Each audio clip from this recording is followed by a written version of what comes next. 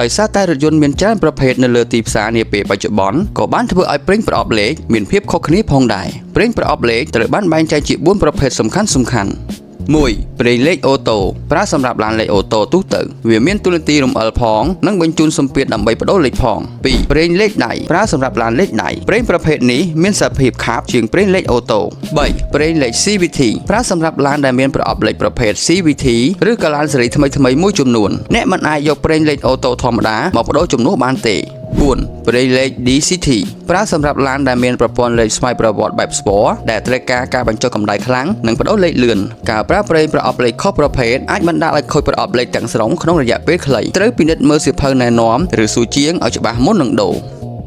លោកនេះអញ្ជើញយករថយន្តមកទទួលសេវាកម្មបដូរប្រេងប្រអប់លេខនៅ Namaste សាខាទូកោ